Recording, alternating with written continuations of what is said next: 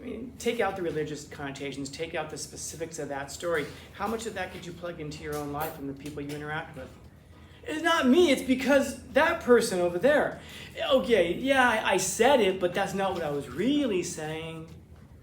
The moral of the story is this: no matter how perfect the garden, no matter who comes up with the rules, no matter what your personality is like, there are serpents in the garden. No matter how structured you build your house, no matter how much you try to protect your kids, no matter how much your parents have tried to protect you, there are serpents in the garden.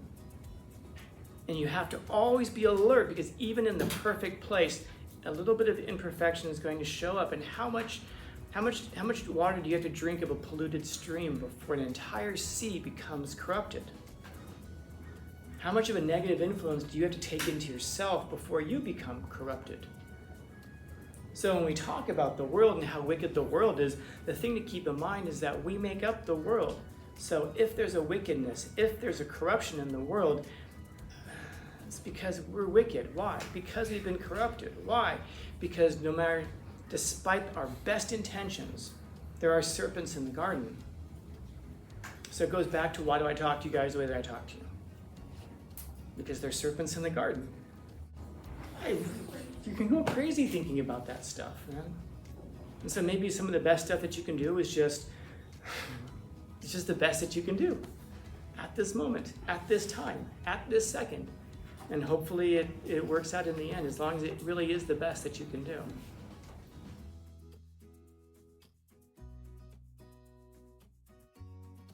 You guys are familiar at all with Maslow's hierarchy of needs? I remember we talked a little bit about it. Yeah. So you got these base needs in your life, which are mostly just, we'll call them the physiological. And that has to do with like food, shelter, clothing. And then as you work your way up, I believe there's 5 levels, I'm not mistaken. And then as you get to the top, it's called self-actualization. Oops. Which means kind of like, for example, you're saying like we want to go to college, we have a business, and then I ask you like a 5-year-old, why? And a lot of times you get to the point where you just kind of think, because I can. I want to see what I'm capable of. I want to see what in other words, if given the opportunity, I want to see if I could be one of the best. And those are the things that you don't really have the opportunity to when you're starving and have no clothing and you're unsheltered. So in other words, once you work through these levels of needs, and once I got my food and clothing, then I've got safety and security, so I know I'm not going to die, and then you can work your way up to that top part. But like, people who are like living in I'm trying to think, like people who are living in Gaza right now, probably not so worried about making the best cheeseburger tomorrow. Probably not so worried about starting their own tech company tomorrow. So you have to have all this stuff taken care of before you can get to that point, which, by the way, will tell you why it is that so much wonderful innovation comes from the Western world, because you have that security, and therefore you have the opportunity for people to self-actualize rather than just survive. And so when I ask that question, I really am asking that question. I wonder what it is that's motivating us. Are we stuck on this idea of, I have to survive today, and I have to have safety and security. I just need to not get killed tomorrow. Or are we aiming at the stuff up here right off the bat? I'll make it more concrete in just a bit. When we get there. Israel, and then Oscar, and then Kara, and then JJ. Yeah, that's what that stands out to me the most, because so when you're putting wood into a how do I ask this question? I'll ask the question stupidly. When you're, what effect does putting wood into a fire have? Fueling the fire. What's that? Fueling the fire. Fueling the fire. So when you put people into the world, what are you doing, according to this guy? Fueling the fire. Yeah, if the world is evil, how do you make it more evil? Well, you put more people into it. He has a really pessimistic view here. His view here is that people are just inherently ugly and wicked and terrible. That's why I'm asking about this stuff right here, because I don't rely on this hierarchy very much. But it is interesting, because if what you're concerned about is you're having food, clothing, shelter, And if what you're concerned about is having food, shelter, and clothing for your loved ones as well, in other words, it isn't just having to take care of yourself, but take care of other people as well, what are you willing to do? It can probably be summed up by one word. Anything. Yeah, what are you willing to do for yourself? Some people, nothing, I'll just die.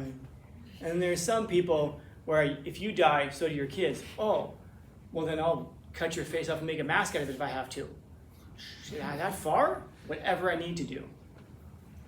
First off, do what you can. If that's not enough, do what you have to. Well, how far are you willing to go for your safety and your security? Pretty far. How far are you willing to go for the safety and security of your loved ones? Ooh, way farther, way further. And so once those things are taken care of, but I mean, how do you know? Like, how do you prepare kids for that? I don't know, man.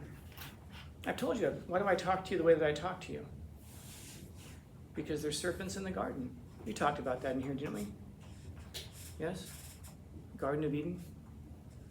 No, you look at the Garden of Eden, the story of Garden. It isn't whether or not you're Christian, Jewish, whatever, or atheist, doesn't matter. The point of the story is a psychological story.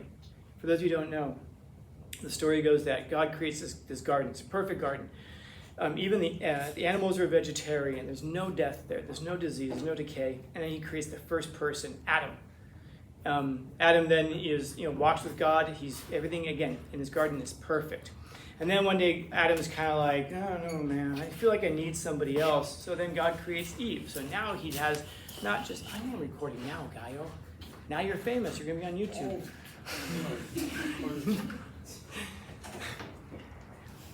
So he creates Eve. So now you've got Adam and Eve. And again, keep in mind, Adam asked for Eve. So now the story goes, one day Eve is walking through the garden. And remember, the garden is perfect. I should have put the asterisk at the beginning. Except for there's one tree that Adam is told, you may not eat of this tree. And it's the tree of the knowledge of good and evil. Some people think, oh, it's the tree of knowledge. No. It's the tree of knowledge of good and evil. It's not just knowledge, it's the knowledge of something specific, good and evil. So the story goes that Adam and Eve now walk in the garden. One day, Eve encounters a serpent. And at this point in the story, the serpent has legs, and he walks up to her. And he's talking to her and goes, so God said that you can eat of any tree here, huh? Is that what God said? No, God said you can eat of any tree except for. So she corrects him and says, no, God said I can eat of any tree except for that tree of knowledge of good and evil. And then he goes, come on, did God really say that? And she says, yes, he did. And then he goes, let me tell you why he said that. Because he knows that if you eat of that tree, on that day, you'll become like God, knowing good from evil. I'm sorry, he doesn't, he does not include the last part. He just says he knows that on that day you will be just like him. So she thinks, you see the pattern there, the progression. So manipulate, leave out some of the language. Oh, so God said this, huh? No, that's not what he said. Oh, well, did he really say it though? Cast doubt. Yes, he really said it. Okay, well, let me tell you why. Appeal to pride. This is that process that you go through when someone's trying to manipulate you. First off, they'll be like, so they'll try to manipulate what was said. Then they'll try to deny that it was even said. And then they'll tell you, okay, well, they said it, but here's why. Because they're evil themselves. They're bad themselves. This is like a classic narcissistic approach. And then, of course, Adam and Eve eat of the fruit. Actually, Eve eats of the fruit first. And then she, of course, realizes everything has changed. So after eating of this fruit, what's the first thing she does? She goes, Adam, I ate of this fruit. Eat this. So then he eats of it. Like, okay. Why? Because he's the dude. He's like, okay. And then he eats it, and he realizes, oh, man, we messed this thing up. And then they hear God coming, so they hide. And God calls out now, Adam, where are you? Where are you hiding now? Of course, does he know where they are? Of course, he's God. He knows where they are. That's not the important point.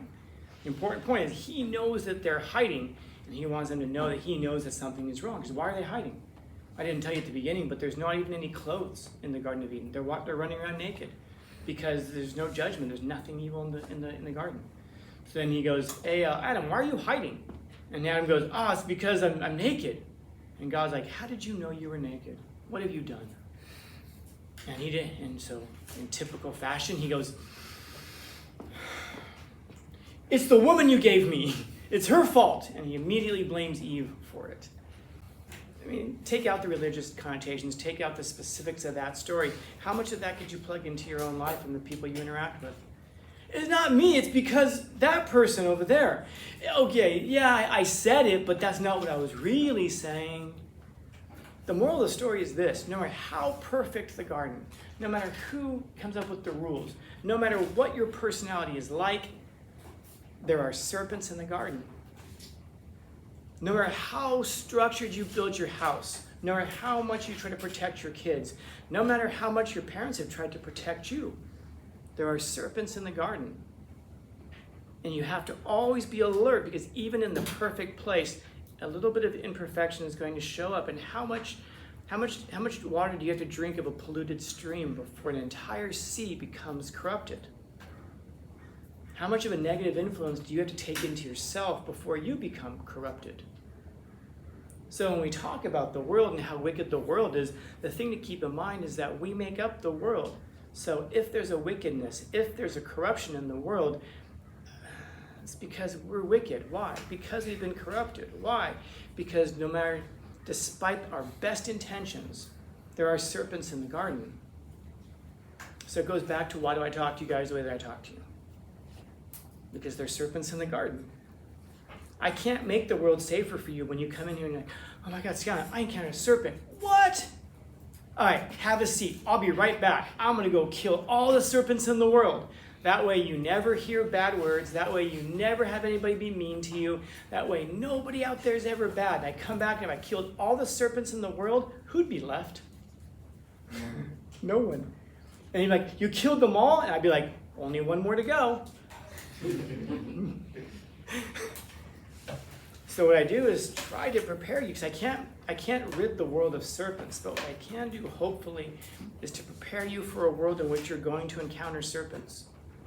This is why I will take contrary ideas. This is why I'll present to you arguments that aren't my own, but because there are people in the world who do believe these things. And I'd rather you encounter them here and know about the serpents here, because once you leave that wall right there, man, there's serpents out there. There's already some in here, but there's way more out there than there are in here. You know, we were just talking about one who used to be here and is now at Otay Ranch High School. And you know exactly what I'm talking about. Yeah. Yeah. And so, Kara and then JJ. So it sounds like you're saying that there are serpents in the garden. There's always evil. So before we can raise kids well, though, we have to do something before that. I think that's...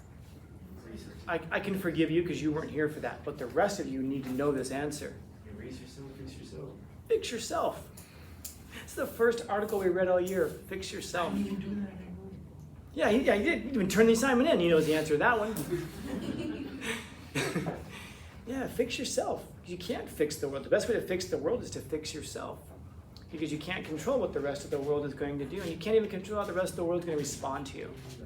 If you're, I mean, we can say what we want, guy left, but one of the really hard things to keep in mind is if we think that the president's evil, keep in mind, over half the country voted for him. Now, what was the alternative? Could have voted for Kamala Harris. And what did she do? She admitted to keeping prisoners in prison longer so that she could force them to fight wildfires. She bragged about intentionally extending the sentences of people because of that. Is that a good thing? Yeah, it's like, if any of you guys had me as 10th graders, you might remember we studied psychopathy and psychopaths. And I think I mentioned to you before that the highest concentration of psychopaths is in Washington, D.C., which means that the people who run the country, they're not necessarily psychopathic, but you don't rise to the level of you don't rise to the top of the psychopath pyramid without being the top psychopath yourself. So, guys, let me meet you guys, if you will. You don't rise to the top level of the psychopath pyramid by not being a psychopath yourself. You only get there by out psychopathing other people. So what I suggest to you is that whoever has been president in this country for the past 50, 60 years, probably a psychopath. Even if you look at them and go, man, I'd like to have a beer with that guy. I'd love to hang out with that person. Probably a psychopath, and they probably have done a great job of convincing you that they're not. You know, and yeah. So how do you fix the world if even the leadership structures are contaminated? How do they get there? I told you half the country voted for the current president. So, and almost half of the country voted for the other one because it was such a close election. So, I mean, I guess the answer might be there. Well, you got to start with yourself. Fix yourself. What is it about us that we promote leaders like this? What is it about us that we keep voting for people like this? What is it about us that the United States, which at this point is the wealthiest, most powerful country economically, culturally, however you measure it, the United States is the most powerful country to ever exist on planet Earth. And yet, in our last election, we got to choose between Donald Trump and Kamala Harris. Like, those are our choices. There's nobody better in terms of moral character, in terms of intelligence, in terms of experience, there's nobody else. Those are our choices when we're at the pinnacle of the world. That might say something about us. Finally, from like an hour ago, JJ. Yeah, and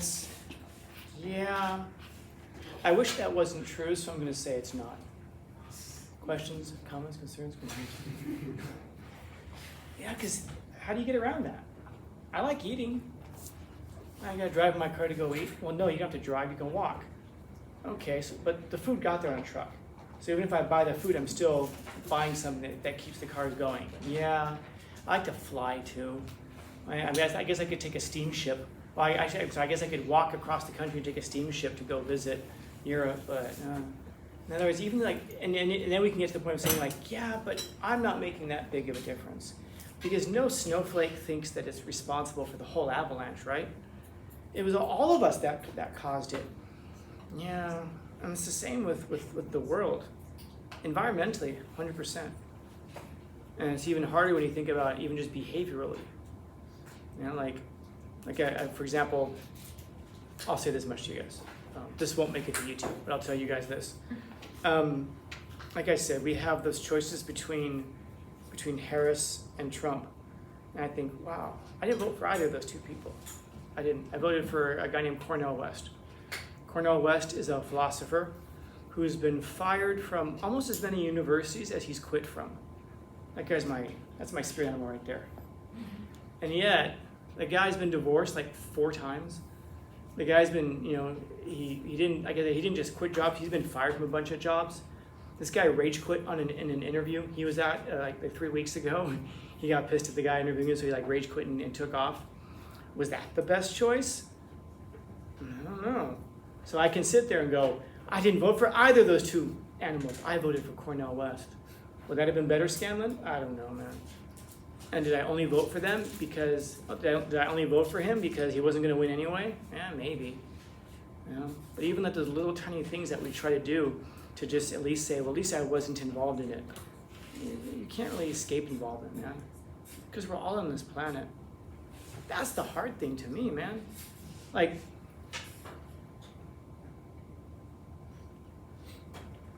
I've mentioned before, you never really know how things are going to impact. I've asked you this question before, right? What's better than winning a gold medal at the Special Olympics? I've asked that before, right?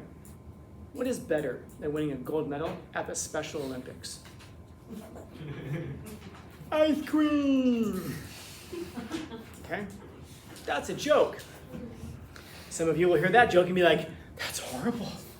He's making fun of special needs kids. Or, sorry. Differently abled. Really? What's their different ability? They're not the X-Men, dude. That doesn't mean that they're getting a lower value. But here's the funny thing. Some of you who are horrified right now, or pretending to be, you're going to tell that joke later. And you may even mask it. Can you believe what my terrible English teacher joked about today? And you're going to tell the joke as though you're offended by it, but you'll be telling the joke. And here's what's funny. Of everything I've said to you guys, I have almost 1,000 videos recorded and up on a YouTube channel right now. I have recorded every talk I've given to you guys so far this year. I've said a lot, man. I've said life is suffering. You get to choose not to suffer, but you can choose what you're going to suffer for. I've said you don't know what you don't know. I've said, and I go down the line. And some of you right now, 5 years from now, you'll be like, I couldn't remember that English teacher. What the hell was that guy's name, that English teacher? Oh my God. So one time check this out. What's better than winning a gold medal at the Special Olympics? I told that joke 10 years ago. 10 years ago. Y'all were 8 when I told that joke the first time. I was at Walmart a year ago, shopping down the street here, and I was looking, and someone at the end of the aisle said, "Ice cream, ice cream!" I looked down there, and it was a student of mine from a few years earlier. Scallon! And he took off. I have no idea who the guy was. I didn't recognize him. He changed. I was at the stoplight over in front of Stars and Stripes gas over on National City Boulevard, getting on the freeway. I was sitting there at the stoplight, and I heard in the car next to me, "Ice cream, ice cream!" And I looked over. I actually remember his name. His name was Jan Blenflower. And he had graduated like 2 or 3 years before that. That's what he remembered. Isn't it amazing what you're going to remember? And it isn't amazing the impact that you can have without even realizing the impact that you can have. I will tell you guys frequently, I can talk to you about any subject except cooking, chemistry, and architecture. Those are 3 subjects I know nothing about. A few years ago, I was at Starbucks over on Plaza, and this guy came up to me. I can't remember his real name. I remember it now, Ilberto. We called him Huevo. So I remembered him by his nickname, Huevo. Oh, Huevo! And that was like my 2nd year as a teacher, 3rd year as a teacher, whatever it was. And he's like, "Oh, you remember me?" You don't remember, you don't forget Huevo, you know? This guy, he looks like a Huevo, you know? So he came up to me, and he pointed at a girl across the Starbucks. He goes, "Do you remember?" And he told me her name. I didn't remember her. And he said, "Well, she wants you to know that she just finished, like a month earlier, she just finished her master's in architecture." I'm like, "Oh, dope." I didn't quite know why, you know. And he said, "Do you know?" I go, "No." He said, "You used to tell us that there were 3 subjects that you knew nothing about: cooking, chemistry, and architecture. And she decided when she went to college that she wanted to study architecture because she wanted to know something Scanlon didn't know. So she took 1 class, and then she fell in love with architecture. And she's now an architect. She just finished her master's degree in architecture. She just got hired at a firm. She's going to be an architect." I do remember telling them that. I had no recollection of telling them that. I had a student who's a hip hop artist, actually, and he sent me a link a couple of years ago. Interestingly, he was doing an interview on a podcast, and the guy asked him something about like the important lessons in life he learned, and he said he had an English teacher one time named Scanlon who said, "I'm a different person right now than I was when I started this sentence. I'm a different person right now than I was when I started this sentence. And so are you, because a lot in you has changed. Even in that 2 or 3 seconds, you've taken in more light, you've experienced more things, you've heard sounds. All of us has changed because none of us steps into the same river twice. Either the river's changed or we've changed. You never experience the same thing twice because you've changed since you experienced it last."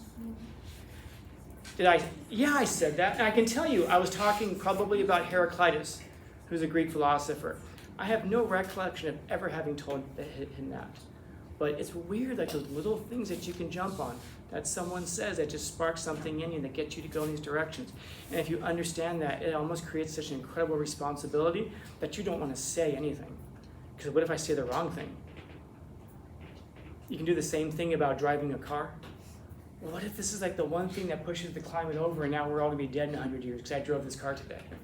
Or what if I just do this one thing? Like, I'm not responsible for the avalanche, but I joined the group though. Maybe if I hadn't, like I told you before, my dad had diabetes and it was type 2 diabetes, which means that there was one day that if he hadn't just eaten that last cheeseburger, he could have stepped back and been like, "You know what, I'm going to take my health more seriously," and then he never would have gotten diabetes. You can go crazy thinking about that stuff, man. And so maybe some of the best stuff that you can do is it's just the best that you can do at this moment, at this time, at this second. And hopefully it works out in the end, as long as it really is the best that you can do. Questions, comments, concerns, complaints, criticisms, critiques? Finally, right, Oscar, and then Guy.